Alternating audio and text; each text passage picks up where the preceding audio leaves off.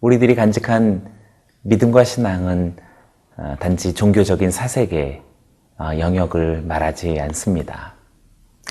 그리고 아주 철학적인 묵상과 또 관념적인 어떤 개념들을 사고하는 그런 종교적인 영역도 아닙니다. 이것은 사실이며 또 진리이고 시작이 있고 마침이 있는 하나님의 뚜렷하신 계획과 또 역사와 또 종말에 대한 그러한 굳건한 믿음이 오늘 우리가 간직하고 있는 신앙생활이라고 말할 수 있겠습니다.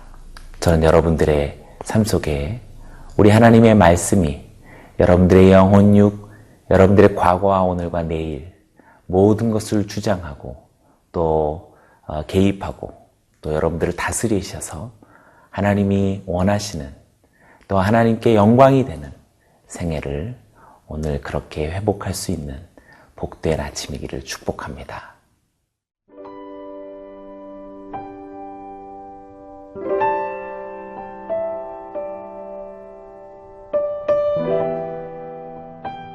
고린도 후서 5장 11절에서 21절 말씀입니다. 우리는 주의 두려우심을 알므로 사람들을 권면하거니와 우리가 하나님 앞에 알려졌으니 또 너희의 양심에도 알려지기를 바라노라. 우리가 다시 너희에게 자천하는 것이 아니요 오직 우리로 말미암아 자랑할 기회를 너희에게 주어 마음으로 하지 않고 외모로 자랑하는 자들에게 대답하게 하려 하는 것이라. 우리가 만일 미쳤어도 하나님을 위한 것이요 정신이 온전하여도 너희를 위한 것이니 그리스도의 사랑이 우리를 강권하시는도다. 우리가 생각하건대 한 사람이 모든 사람을 대신하여 죽었은즉 모든 사람이 죽은 것이라. 그가 모든 사람을 대신하여 죽으심은 살아있는 자들로 하여금 다시는 그들 자신을 위하여 살지 않고 오직 그들을 대신하여 죽었다가 다시 살아나신 이를 위하여 살게 하려 함이라. 그러므로 우리가 이제부터는 어떤 사람도 육신을 따라 알지 아니하노라. 비록 우리가 그리스도도 육신을 따라 알았으나 이제부터는 그같이 알지 아니하노라. 그런즉 누구든지 그리스도 안에 있으면 새로운 피조물이라. 이전 것은 지나갔으니 보라 새 것이 되었도다. 모든 것이 하나님께로서 났으며 그가 그리스도로 말미암아 우리를 자기와 화목하게 하시고 또 우리에게 화목하게 하는 직분을 주셨으니 곧 하나님께서 그리스도 안에 계시사 세상을 자기와 화목하게 하시며 그들의 죄를 그들에게 돌리지 아니하시고 화목하게 하는 말씀을 우리에게 부탁하셨느니라. 그러므로 우리가 그리스도를 대신하여 사신이 되어 하나님이 우리를 통하여 너희를 권면하시는 것 같이 그리스도를 대신하여 간청하노니 너희는 하나님과 화목하라. 하나님이 죄를 알지도 못하신 이를 우리를 대신하여 죄로 삼으신 것은 우리로 하여금 그 안에서 하나님의 의가 되게 하려 하심이라. 바울 사도는 정말 하나님을 체험하고 있었던 그런 성도이며 또 사도였습니다. 바울이 체험하고 있는 하나님의 이 실제는 여기 있는 저와 여러분들에게도 사실 동일한 그런 내용이 되어야 할 것입니다. 성도 여러분의 삶 속에 정말 하나님을 체험하고 계십니까? 하나님을 의식하고 계십니까? 그리고 하나님을 정말 느끼고 계신가요? 하나님의 말씀, 하나님의 임재, 하나님의 계획, 또 하나님의 역사가 여러분의 삶 속에서 정말 느껴지고 또 그것을 체험하고 계시는지 모르겠습니다. 원하는 것은 여러분들의 신앙이 하나님을 체험할 수 있는 것이 되어야만 진정한 신앙과 믿음이라고 말할 수 있겠습니다. 보십시오. 11절 말씀은 이렇게 이야기합니다. 우리는 주의 두려우심을 알므로 사람들을 권하거니와 우리가 하나님을 알게 앞에 알려졌으니 또 너희의 양심에도 알려지기를 바라노라. 우리는 주의 두려우심을 알므로 사람들을 권면한다라고 이야기합니다. 사도의 일행은 하나님의 또 주님의 심판의 두려움을 알고 있다라고 이야기합니다. 어떻게 알았을까요? 어떻게 느꼈을까요? 어떻게 체험하고 있을까요? 그래서 이들의 행동 양식을 다 그렇게 다스리고 이끌어가고 있다는 사실을 보게 됩니다. 이들의 삶의 스타일, 삶의 목표, 또 삶의 모든 방식마저도 하나님을 체험한 자의 삶은 그 모든 것이 이끌려져 간다라고 말할 수 있겠습니다. 그들은 주를 두려워했습니다. 부정적인 공포의 두려움이 아니라 경외함으로써의 하나님의 실제, 그것을 느끼고 있었다라는 의미일 것입니다. 우리에게 이러한 체험이 있기 원합니다. 이러한 진정한 살아있는 하나님의 그런 분명한 임재, 주님의 심판에 대한 실제적인 자각이 우리에게 있게 되어진다면 죽은 마음이 살아날 것이요, 잠자고 있는 양심도 깨어날 것이요, 무뎌진 우리의 영성도 다시 한번 불꽃처럼 피어날 수 있을 것이다라고 믿습니다. 사랑하는 성도 여러분, 저는 여러분들이 주님의 두려우심을 오늘 느끼고 또 회복하고 또 마음으로 아주 소중한 그런 결심을 가져보기를 원합니다. 바로 이렇게 주님의 심판의 두려움을 알고 있는 자에게는 전하지 않을 수 없고 권면하지 않을 수 없는 그러한 인생의 길이 열리고 있음을 보여주고 있습니다. 13절의 말씀은 이렇게 이야기합니다. 우리가 만일 미쳤어도 하나님을 위한 것이요 정신이 온전하여도 너희를 위한 것이다 라고 이야기합니다. 하나님을 체험하는 신앙, 주님의 시작과 마침에 대한 분명한 이해를 가지고 있는 신자의 삶은 더 이상 자기 자신의 인생을 위한 삶이 아닌 것을 보게 됩니다. 미쳤어도 하나님을 위한 것이며 온전하여도 너희를 위한 것이다 라고 이야기합니다. 사도와 함께하고 있는 하나님을 지금 생생히 체험하고 주님의 다시 오심, 그 마지막의 심판을 잘 알고 있는 신자의 삶 속에 자기 자신은 전혀 구하고 있지 않는다라는 사실을 우리는 눈치채게 됩니다. 15절의 말씀도 그렇습니다. 그가 모든 사람을 대신하여 죽으심은 살아있는 자들로 하여금 다시는 그들 자신을 위하여 살지 않고 오직 그들을 대신하여 죽었다가 다시 살아나신 이를 위하여 살게 하려 함이라.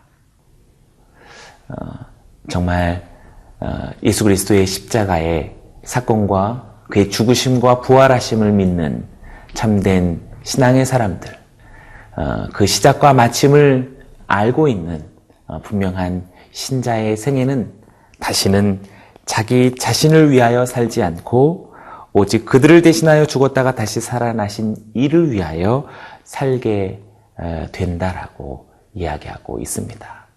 사랑하는 청취자 여러분, 여러분의 삶 속에 아직도 이기적인 자기 자신의 영역과 울타리 안에서 벗어나지 못하는 그런 마음과 삶이 우리에게 있다면 우리는 아직도 참된 신앙이 아닌 종교적인 영역 속에 머물러 있는 자가 되고 있을지 모르겠습니다.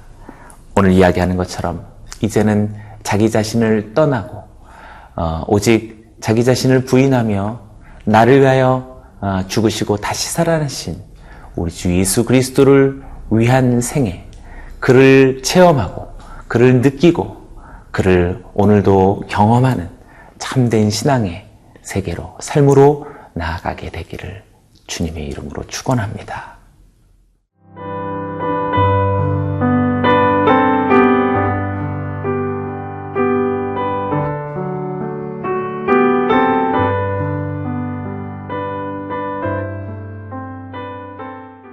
하나님을 체험하고 주 예수 그리스도와 실제로 교제하고 또 만나 함께 동행하는 참된 신앙의 사람은, 참된 신자의 생애는 자신을 위한 생애가 아니라 자신을 위하여서 죽었다가 다시 살아나신 그리스도 예수를 위한 생애가 될 것이다라고 사도가 오늘 우리들에게 이야기해 준 것을 다시금 기억해 봅니다.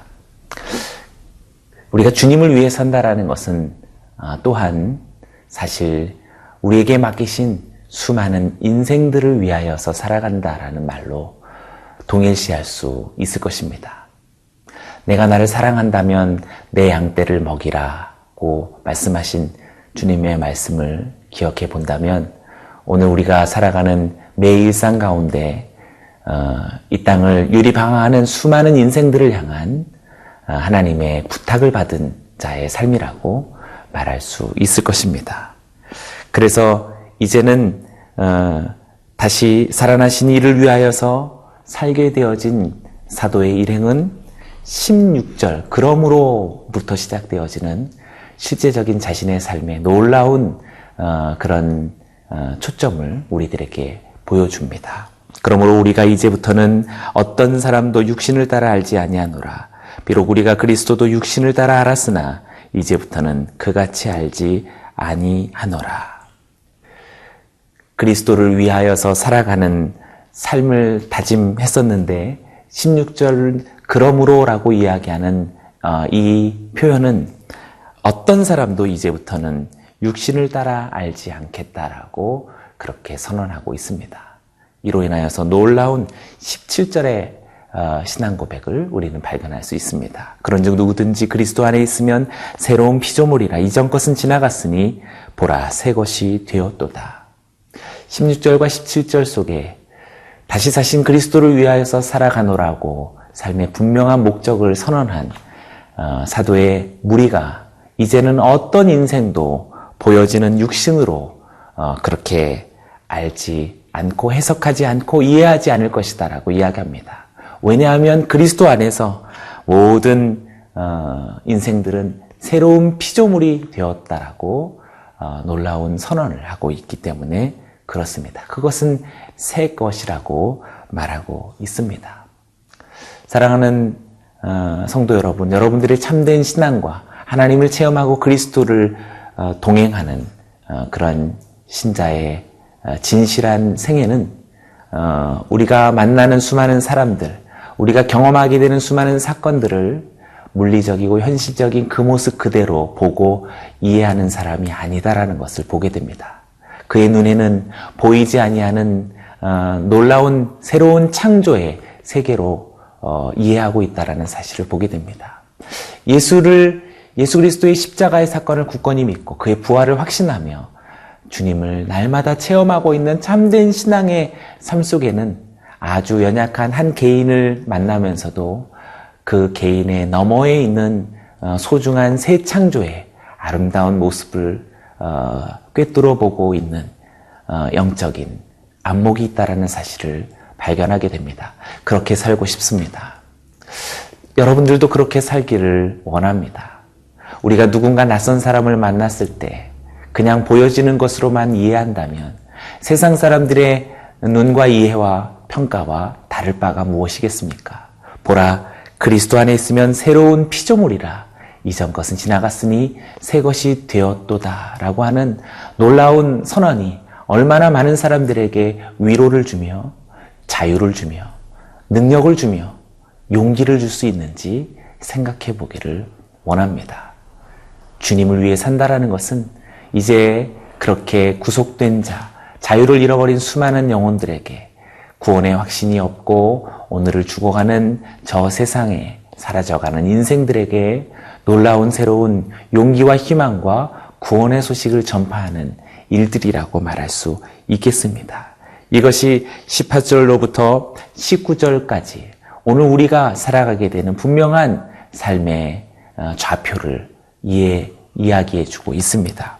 모든 것이 하나님께로 났으며 그가 그리스도로 말미암아 우리를 자기와 화목하게 하시고 또 우리에게 화목하게 하는 직분을 주셨으니 곧 하나님께서 그리스도 안에 계시사 세상을 자기와 화목하게 하시며 그들의 죄를 그들에게 돌리지 아니하시고 화목하게 하는 말씀을 우리에게 부탁하셨느니라. 신앙은 종교가 아닙니다. 또 사색도 아니며 명상도 아닐 것입니다. 그것은 너무나도 현실적이고 너무나도 실제적인 오늘입니다.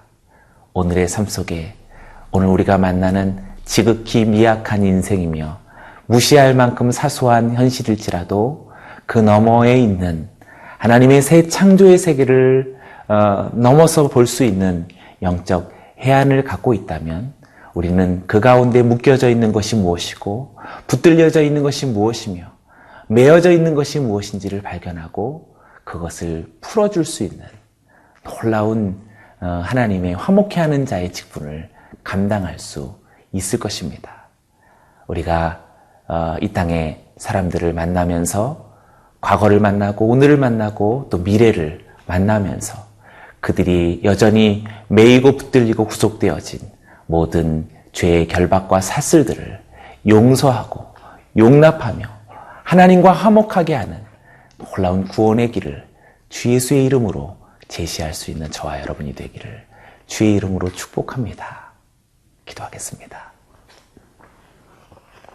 하나님 아버지, 오늘 우리가 참된 믿음과 신앙으로 하나님을 만나며 그리스도와 동행하는 오늘을 살아갈 때 주님을 위하여서 살아가겠노라라고 다짐할 때 그것은 이제는 다시는 어떤 인생일지라도 육신으로 그를 보지 않고 세상으로 그를 해석하지 않으며 그리스도 안에 있는 새로운 피조물이며 새로운 하나님의 창조의 형상임을 선언하고 하나님과 화목하게 하는 놀라운 구원의 길을 전할 수 있는 우리 모두가 되게 하여 주시옵소서. 감사와 찬양을 올려드리며 예수님의 이름으로 기도드리옵나이다. 아멘.